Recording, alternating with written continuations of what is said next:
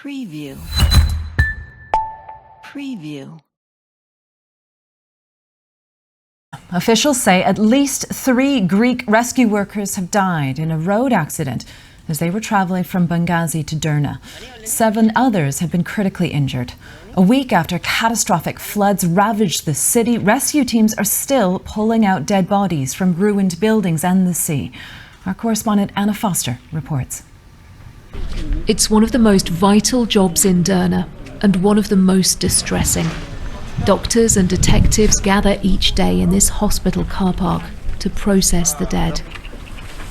A black body bag is carefully unzipped. Expert hands gently probe, taking measurements or finding identifying marks. Many victims are now beyond recognition, but their DNA is taken and logged in case there are still families alive to find them. Many thousands are officially missing, like Mohammed's sister and her husband. When he went to find them after the floods, their house had been washed away. He's heard nothing from them since. I saw cars coming down. I came out running. I thought that was it, that I'm going to die. Our neighbors, we could see them waving flashlights. And in just a few moments, the light went out and they disappeared. That was the hardest thing. He showed me a video he took that night as the water gushed in. They ran up to the roof to escape the raging torrent. International aid is now arriving in Derna in earnest. Flights are carrying vital medical supplies from around the world. And although earth and debris have enveloped these streets, there are still points of light. This is such a stark contrast to the mud and dirt that covers so much of this city. Piles of colourful clothes brought here to be donated to people who really need them. This is Libyans helping Libyans in one of their worst moments of crisis. Praise be to God. Everything is good. They've sent lots of aid. A week on from this disaster, survivors are finding comfort where they can, in a place that has lost so much.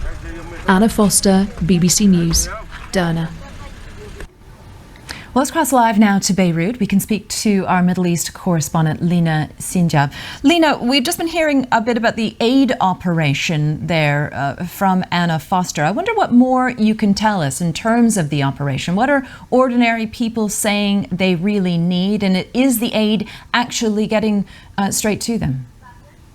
Well, you have to look at the scale of the situation there. It's like an earthquake aftermath in the city of Derna, and there is a lot of demand on the list. The priority is retrieving dead bodies, avoiding the spread of diseases. But of course, also you need shelter for at least 30,000 people. You need clean water. You need food for them. So the demand is very, very long, and lots of international countries and international organizations and regional ones have stepped in and arrived actually either in Derna or in the city of Benghazi. But the demand is very high.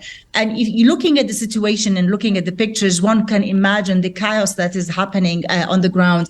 Mud, rubble, debris, and people looking for their beloved ones. So it is, it's going to take a lot of effort to manage things and prioritize emergency relief or, basically retrieving bodies, bury the bodies, and then look at a long list of demand, because this is a city that is left quarter of it completely destroyed. Elena, what is the state of communications on the ground? How easy is it for you to get information, to be able to speak to people on the ground?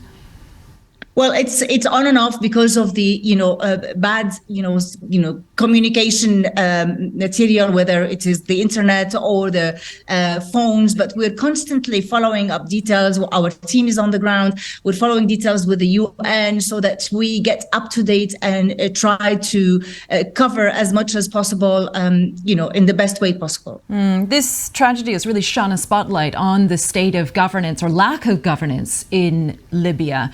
Do you think, even though it's led to more attention to what's going on, do you think it will lead to any long-term change now that the global community is paying more attention? Well, the hope is that these Libyan governments, or both sides of the governments, will make some changes in the benefit of people. But unfortunately, if you look at the map of the Middle East, these developing countries run by dictatorship, toppled by uprisings, and then rival governments coming in.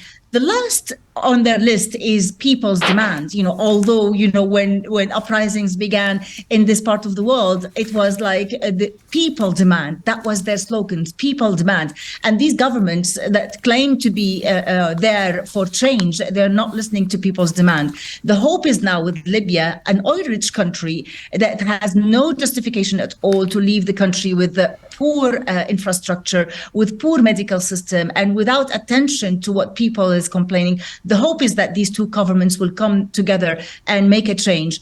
We've seen the prime minister of the Eastern government going to Derna, talking to people, saying, promising to rebuild the whole, city.